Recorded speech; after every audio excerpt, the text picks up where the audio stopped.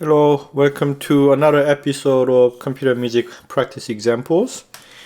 In this series, I show you a step-by-step process of how a piece of music is made using code-based program like SuperCollider, and I explain each procedure with diagrams and musical examples. This episode's subject is ISJS. It's an app that I developed to make a simple granularization, and I made an album using that, and it's in a Bandcamp, and there's also a standalone app that you can use. So in today's episode, we are going to see how this is made in terms of the instrument design and performance system, as well as the performance score. So this is the third of the CMPE series, and if you want to know the meaning of the block diagrams, the legends, and then how I usually demonstrate each step, I recommend you to watch the other two episodes. But basically what I usually do is I make multiple steps on making certain parts of the program, and then I explain that with the diagrams. So very first thing you want to do is I'm gonna tell you what we are not gonna do. We are only going to do is we are only going to do these three things today. Instead of making synthesizer, a loop, and a function, we are going to just create a synthesizer, a little instrument that does enough things to make a piece, and that involves creating a GUI, a little graphic user interface, and then a use of the random number generator to vary the parameters of the synthesizer. Okay, so before we go any further, let's make sure that we know what kind of texture we want to make, and the kind of main concept. So in order to explain the concept, let me actually go to the regular DAW like Logic, and pretty much any DAW has a loop function, right?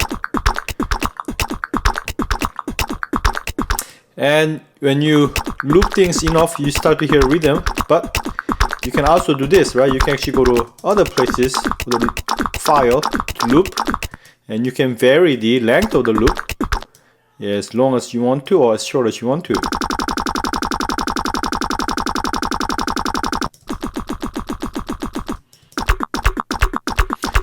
And we just wanna you can actually create all sorts of different kind of rhythm and texture using loop function. In ISJS, we are automating this. We want to have we are creating more flexible control of doing that by assigning two things on your mouse X and Y axis.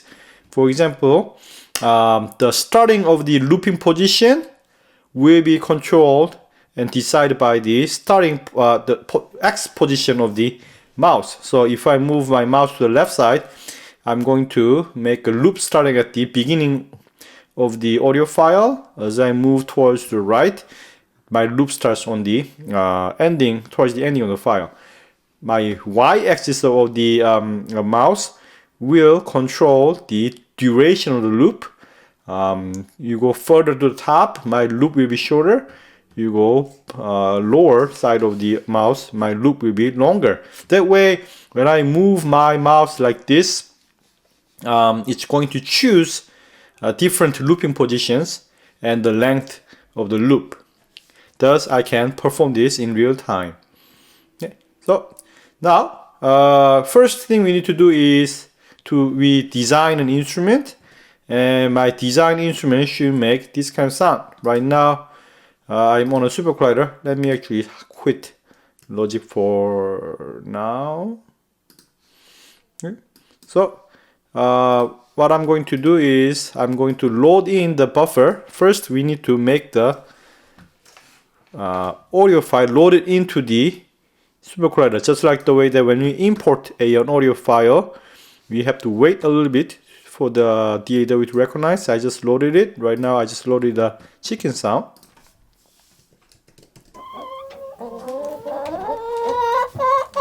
That's your chicken sound. And then we make a little instruments to do this. So I'm gonna make a little instrument called iPlayback. And in my iPlayback, I can control how loud it is, amp, and the speed of the playback, and the panning. So speed will be, here, let me just show you.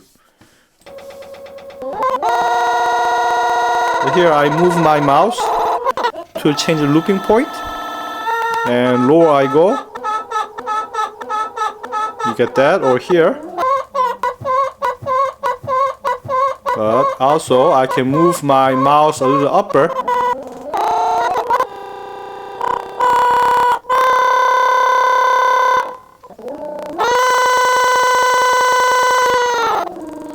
And you have different kind of a looping length. Short, very short, to very long. Like this. Okay. Now, if I want more color, I can actually make the rate a little bit faster, which means play audio file faster, increasing the pitch as well as the showing the length of the audio file. Like this. Okay, so that's our goal. And we can conceptualize our instrument by drawing a block diagram. Although this looks a little bit challenging than usual, it only has about 4 very important parts. First is the audio file player. This play buff is our heart and soul of our instrument, and it basically plays back the buffer. And in our buffer is where we load in the audio file. So as long as I specify the audio file path, buffer will load in the audio, and supercollider can get all sorts of information from that audio file. For example, if you use the let's go from right, .num channels, it's gonna tell me, buffer.num channel will tell me how many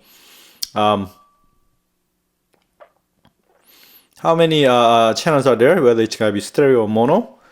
And also buffers, you can have more than one audio files. In that case, your buffer is gonna have a different buffer number or buffer ID.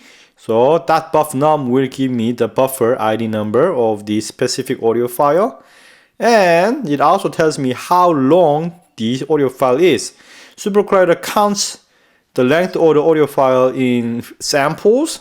So that num frames will tell me how many samples are used in buffer. So those all can go to an input of the play buff, so that I can automatically detect the number of channels that's being played and which audio file that's being played. And also I can use my num frames to detect the starting position of the playback. This is the equivalent of where in the audio file should I start the loop. Okay, so let's see how my starting position is being calculated. So here's the audio file player, this is the audio file loader, and this is my starting position calculator. You simply multiply the number of frames with the number between 0 and 1. Okay, and therefore my mouse axis minimum maximum represents the 0% to the 100% of the audio file's length. So going all the way to the left of the screen will be the 0%, meaning the 0 times number of frames means 0. So it's gonna start from the starting position number 0, or the sample number 0 of the audio file. Going all the way to the here would be to the right side would be the end of the audio file. If I go to the middle, that would be like mouse X value would be like 0.5, meaning that start looping at the 50% mark of the entire length of the audio file. Okay, so that's your X position. Let's look at the Y position and what it does. So if you follow the lines of the mouse Y, you will see that it goes through the LF pulse, which is basically a little square wave or pulse wave, and it goes into the trigger input of the play buff. Whenever I get a little number to the trigger, it basically plays back the play buff. This is your loop rate. So if I, for example, if the frequency of the LF pulse is 5, that means it's going to shoot 5 pulses per second, meaning that I will have 5 playback of the this audio file per second, right? So if my frequency of the pulse wave is 5 Hz, that means my play buff will play 5 times per second. And I will control that frequency of the pulse wave using mouse Y as slow as to the 0.1 Hz to the 35 Hz. So if I'm all the way up there, I can possibly play 35. I can possibly play the 35 audio files, meaning that it's going to basically re-trigger the audio file 35 times per second. So my audio file will be playing and then going back to this position that I put in on mouse axis and play back again from the position that I on the x-axis, and then I do that for 35 times. Okay. Now notice that my LF pulse not only goes into the trigger but also goes all the way to trigger the random number that will control the panning position of the audio. Okay. So my pan 2 will decide the left and right position of the output. Oops. Sorry, my mouse is a little sensitive. And then, therefore, every time my play buff is playing a one loop of a sample, it's going to have a random position depending on the T rand, but also depending on this argument, A pan. So if I put a pan as the, for example, 0.5, it's gonna go between minus, that neg will make 0.5 as negative 0.5 to 0.5. So one number will have the kind of we decide the panning width of the panner here. Okay, so now there are 3 things that I can control, as you saw at the code. Let me go back here. Okay, I can control the amplitude, which will stay the same. My rate will stay the same, but my A pan, as you can see, will just show you the will decide the area of the probability of the pan position. So even though my mouse Y is, depending on my Y's position, my play buff can play like 20 samples, 20 loops. Each loop has a different pan position that it can go. Right, so that's the example that you're going to be hearing in here.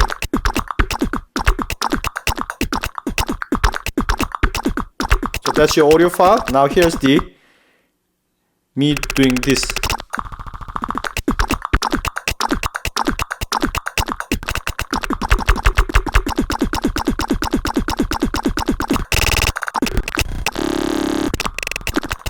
There you go. Right, so in sum, you make an instrument that does just the playback of one single audio file, and your mouse axis controls the starting position.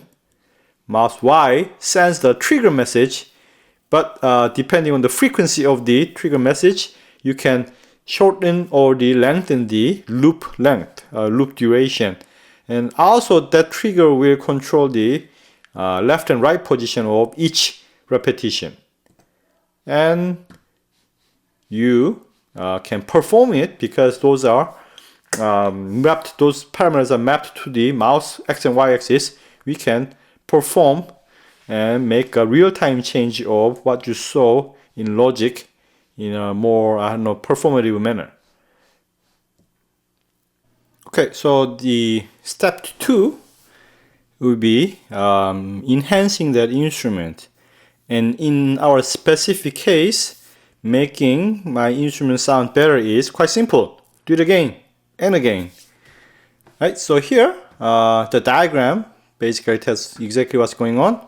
We are going to copy and paste this procedure 2 more times. But each iPlayback or each synth will be assigned to a different buffer, meaning that each playback synthesizer will play different sound file. Basically what you're having is 3 tracks with the same plugin, but with a different preset setup. And basically what you're going to hear is this. Let me actually just do it in real time. So here you can see that I have 1, 2, and 3, essentially same instrument but different buffer number, buff 2, and they correspond to here. Okay, so now I'm going to load in the buffer. So the step is very important. I need to have a buffer. I need to have 3 files loaded in: a beatbox, a little no input mixer sound, and a chicken. Right, and then I need to define the synth, all of them, and then you play. So my mouse X and Y axis will be the performance instrument. And because each file has a different total length, their playback will be a little bit different. Although, for example, here, if I move my mouse on the center, it's going to be playback from the 50% of the length. It could be 2 seconds into the file if my file is 4 seconds. It could be 3 seconds into the file if my file's total length is 6 seconds. There you go.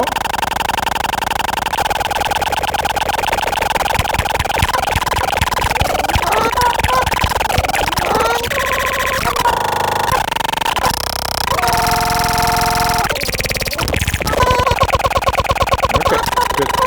Oops. Okay, I'm gonna make my no input mixer really quiet. I think that way you can actually hear everything else. Let's make it a little louder on that part.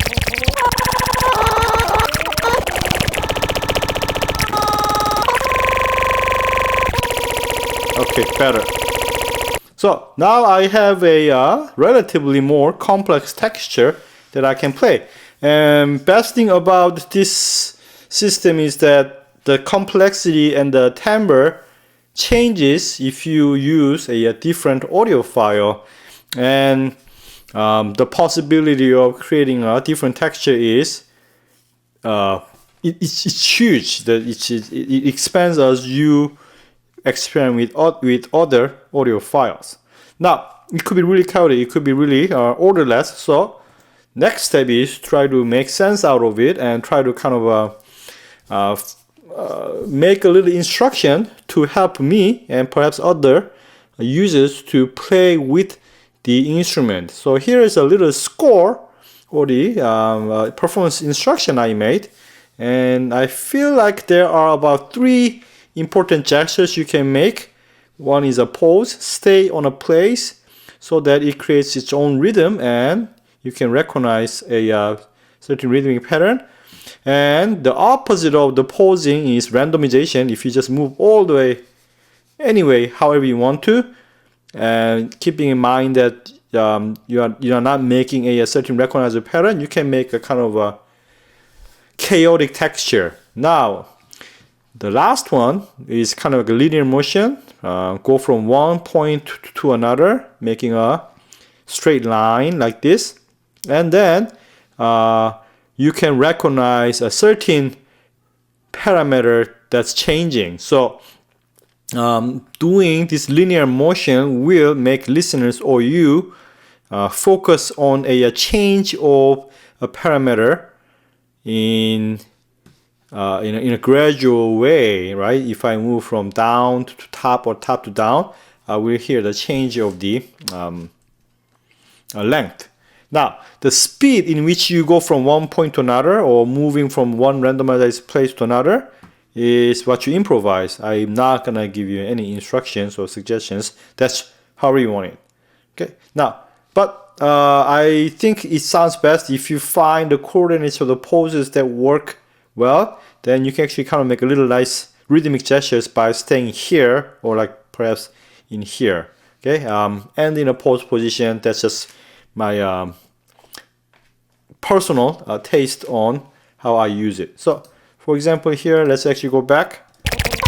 This would be my chaotic movement.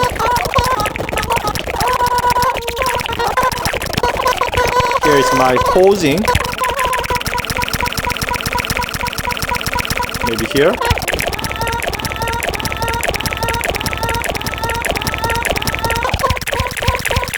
Right. Now here's my linear movement going top from bottom.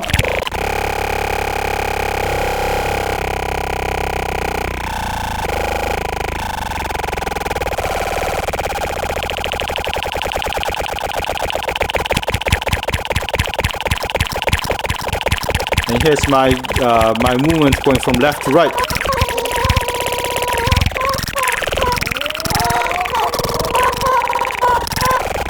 I can make my chicken kind of clock in a strange way.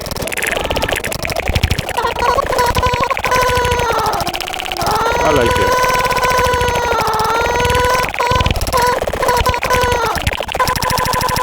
Okay, and like this. And you mix and combine those things with a different kind of speed, and that is how I think you can perform with the ISJS app. Okay. Now next is how we wrap everything up into the GUI. It is important to note that when you create a graphical user interface, and what you're usually doing is triggering certain line of the code in SuperCollider, or modifying a line or two in the code. In our case, when we create a GUI, I want to make sure that there's a section where you can basically drag and drop an audio file, and it's going to automatically create a text where you can load in the buffer, load in and refresh the buffer. Right now, there's like one button that has multiple functions. When you press a button, it's going to essentially replace what we just had in step 2. Whenever you press a button, you are basically gonna execute these 3 lines. That's it. Okay, and then instead of giving like a one specific numeric value for your rate and a volume, now I'm going to assign a knob and a slider so that I can control the volume and the rate in real time. So this is one thing that I can do in a GUI easily, but I cannot do in our code state. Okay, so here's the example. You open up the ISJS step4.scd and you follow your instructions to run SuperCollider.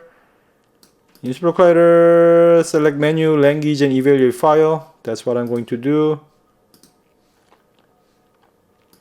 And there you go. And now you can drag and drop an audio file, but I'm not gonna do that for now. I'm just gonna use the default audio.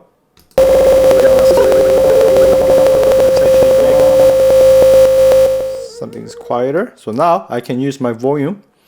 Now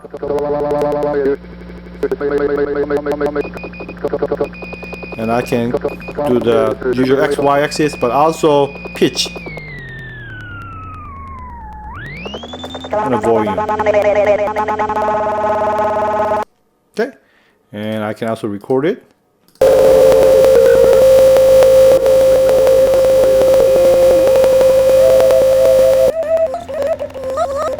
And stop. And now I have a recording that I can use. Okay, so all this code that you see is necessary or stepped to make a GUIs. Okay, but in essence, what you're actually doing is here. See this part? This is an exact copy and paste of this part. Okay, and here I have ways to create a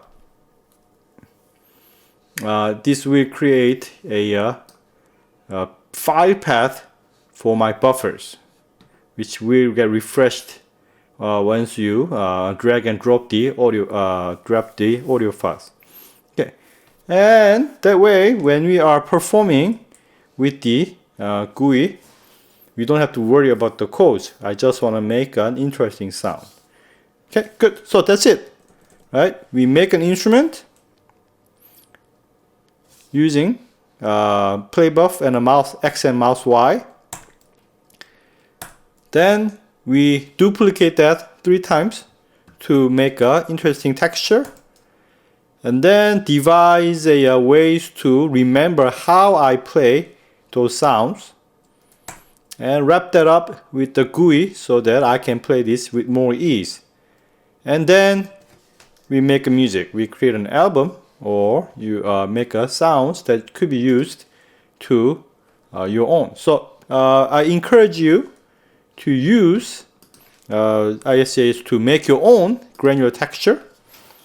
And as you can see in here, personally I think granularization is playing many bits of samples in an interesting way, so fast so that it creates a more than just a repetition of the loop. Right? So that is my ISJS, and if you want to know more about other practice of making computer code-based music, the other episode is RMHS, which is the second one. You can click on it and go there right away. And also, in a few weeks, you're gonna see another project that that's going to be in this format. I'm gonna make some kind of like a supercut of audio sample, and also a sound palindrome that sounds exactly the same when you play forward and when you play backwards. My name is Juan Park. Thank you very much for watching CMPE ISJS episode, and I hope to see you next time. Thank you.